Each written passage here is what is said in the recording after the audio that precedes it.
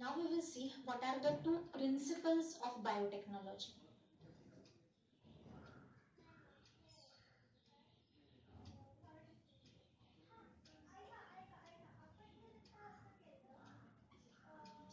तो बायोटेक्नोलॉजी के दो प्रिंसिपल्स हैं. First is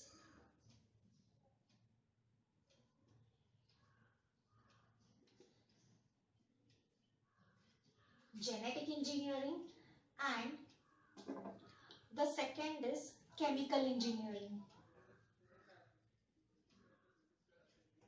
Chemical engineering. Genetic engineering is also called as gene manipulation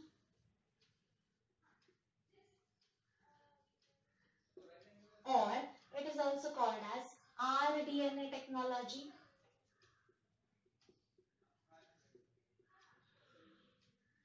rDNA का मतलब है रिकॉम्बिनेंट डीएनए टेक्नोलॉजी या जीन मैनिपुलेशन या rDNA टेक्नोलॉजी. ना मैं आपको एक ब्रीफ पहले आइडिया देती हूँ कि what is genetic engineering and what is chemical engineering and then again we can see what it is. Now in genetic engineering में देखो हम लोग करते क्या है. Now supposedly let me just erase this part. I'm explaining you genetic engineering.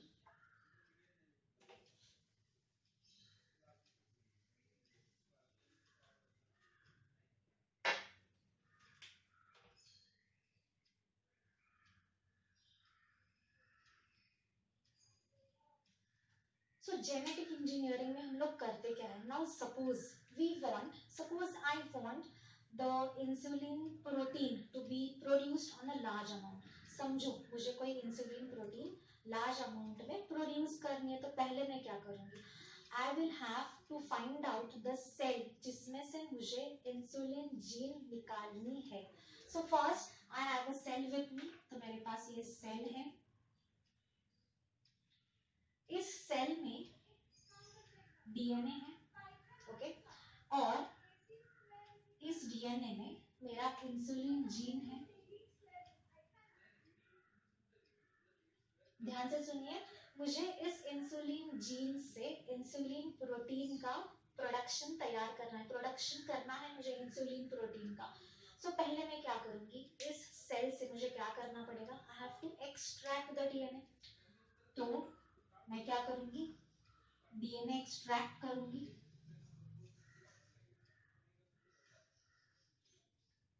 DNA extraction के बाद समझो ये मेरा डीएनए आ गया. इस डीएनए एक्सट्रैक्शन के बाद ये जो इंसुलिन जीन है मैं ये इंसुलिन जीन लूंगी.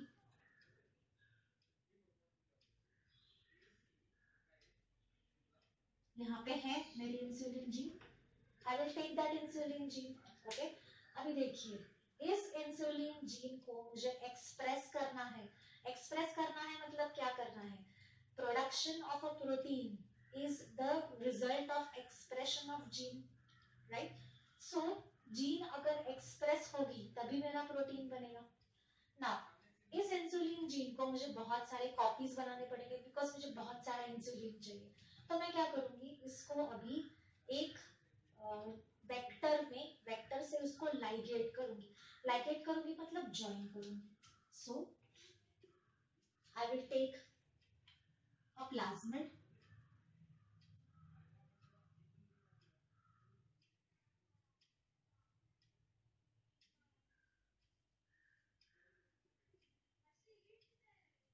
Plasmid DNA. प्लाज्मिड्स आपको पता है plasmids are extra chromosomal DNA molecules कि जो हम लोग वो एक्स्ट्रा क्रोमोसोमल है सेल्फ रेप्लिकेटिंग है. So I am using plasmid as a cloning vector. Cloning vector. Cloning करना मतलब क्या करना भाई. क्लोनिंग करना मतलब इस इंसुलिन जीन मैं इसमें डाल के इसके मल्टीपल कॉपीज में बना सकूंगी. तो I am using it as a vector to make multiple copies of this insulin gene. ठीक है. तो ये सारा मेरा gene manipulation technology genetic engineering चल रहा है. तो मैं क्या करूंगी अभी इन दोनों को. अब ये देखो ये तो इंटैक्ट प्लाज्मिड है. इसको तो कट करना पड़ेगा पड़ेगा क्योंकि बीच में तो जगह नहीं है. So what I will do is I cut these two, इन दोनों को मैं कट करूंगी both with enzymes. ओके, इनको हम लोग बोलते हैं, कुछ खास एंजाइम्स होते हैं which are called as restriction enzymes, जिनके बारे में हम आगे पढ़ेंगे. So they are both cut with restriction enzymes. अभी देखिए, कट होने के बाद मैं इस इंसुलिन जीन को इसमें डाल सकूंगी प्लाज्मिड में. तो कैसे? ये मैंने कट किया था,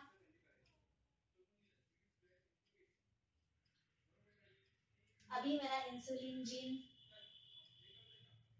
इसमें फिट हो गया, राइट? तो अभी ये जो नया डीएनए बना है मेरा, it is called as the recombinant DNA.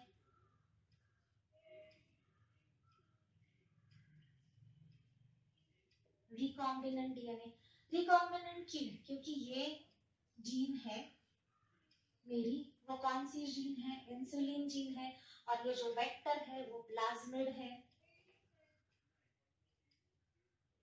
Plasmid की क्या प्रॉपर्टी है? वो खुद रेप्लिकेट करेगा और इंसुलिन जीन के भी मल्टीपल कॉपीज बनाएगा. लेकिन आप एक बात सोचिए, अगर मैंने रिकॉम्बिनेंट डीएनए तो बना दिया, ठीक है, तो मेरा जेनेटिक इंजीनियरिंग तो यहाँ पे खत्म हो गया, मतलब एक प्रोसेस खत्म हो गई. लेकिन अभी ये जो रिकॉम्बिनेंट डीएनए मैंने बनाया है, ये रिकॉम्बिनेंट डीएनए अपने आप तो मल्टीप्लाई नहीं होगा ना, इसको have to put this in something, किसी होस्ट सेल में इसको मुझे डालना पड़ेगा, लिविंग ऑर्गेनिज्म में, अदरवाइज ये तो वेस्ट गया मेरा प्रोसीजर. तो मैं क्या करूंगी, इस रिकॉम्बिनेंट डीएनए को मैं लूंगी और इसको मैं एक होस्ट में डालूंगी. तो मेरा होस्ट कौन सा है यहाँ पे? I transform it in E coli. E coli बहुत फेमस बैक्टीरिया, आपने उसका नाम तो सुना होगा, इस्चेरिशिया कोलाई. तो मैं इसको ई कोलाई में डालूंगी. ओके, तो मेरे E coli cells, E coli cells अभी मॉडिफाई हो गए. ये मेरी ई कोलाई सेल्स है, इसका डीएनए है, यहाँ पे मेरा है इंसुलिन जीन.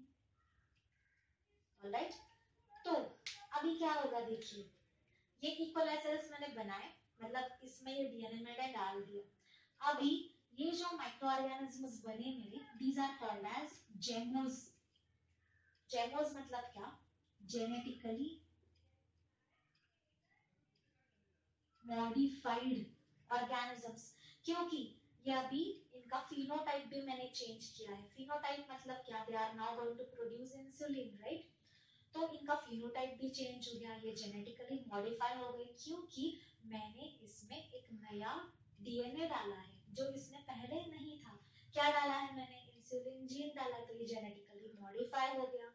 ओके, तो चलो, अभी इसको मैंने मॉडिफाई तो कर दिया. अभी व्हाट इज माय एम, मुझे चाहिए क्या? इतना तो मैंने कर दिया, लेकिन इतना करके मैं रुकूंगी नहीं. What I will do next? ये जो इंसुलिन जीन है, इसके तो मुझे मल्टीपल कॉपीज चाहिए. तो मैं क्या करूंगी, ये जो सेल्स है, इन सेल्स को बढ़ाना पड़ेगा मुझे. Means E coli cells I have to grow in a big vessel. अगर मैं इनको बिग वेसल्स में ग्रो करती हूँ, तो ये बैक्टीरिया मल्टीप्लाई होंगे, फिर ये जीन भी मल्टीप्लाई होगा, right? So that is called as chemical engineering. तो इतनी प्रोसेस हो गई अपनी, दैट इज जेनेटिक इंजीनियरिंग या जीन मैनिपुलेशन या रिकॉम्बिनेंट डीएनए टेक्नोलॉजी. वापस एक बार बता दूं मैं, I want the gene of interest, वो मैंने निकाला. जीन ऑफ इंटरेस्ट किसमें से भी निकाल सकते हैं. मैंने वो डीएनए एक्सट्रैक्ट किया, उसमें से मुझे जो चाहिए था वो जीन मैंने लिया, उसको एक प्लाज्मिड या कोई भी क्लोनिंग वेक्टर के साथ जोड़ दिया. इन दोनों को मैंने कट किया क्योंकि इसमें तो स्पेस नहीं है. कट करके फिर इसको इंसुलिन जीन को इसमें लाइगेट कर दिया, ज्वाइन कर दिया. ज्वाइन करने के बाद ये जो मेरा नया डीएनए बना है, it is called as recombinant DNA, क्योंकि रिकंबाइन करके हुआ है.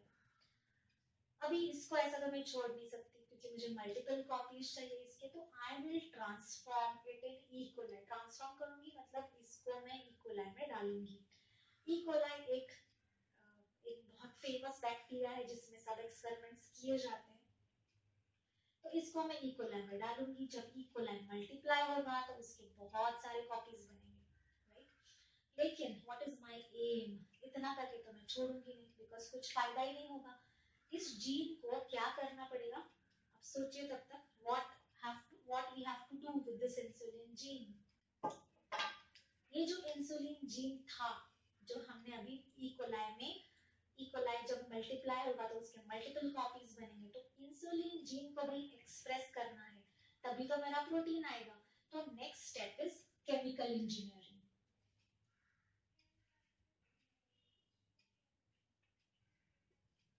तो केमिकल इंजीनियरिंग में मैं क्या करूंगी, I will take the genos, gems नहीं, genos, genetically modified organism.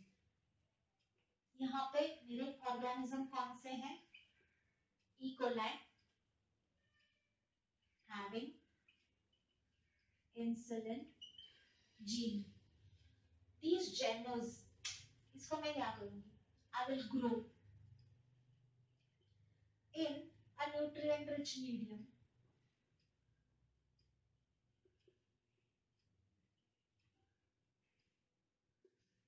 right?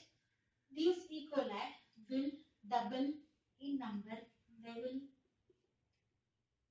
double in number, okay? मतलब बहुत सारे सेल्स इसके तैयार होंगे। Now बहुत सारे सेल्स तैयार होने के बाद ये जो सेल्स हैं ये इंसुलिन जीन को एक्सप्रेस करेंगे।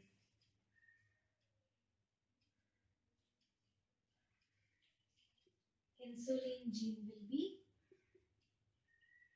एक्सप्रेस। अभी इंसुलिन जीन एक्सप्रेस होगी मतलब क्या होगा, इंसुलिन जीन से क्या बनेगा मेरा, इंसुलिन प्रोटीन।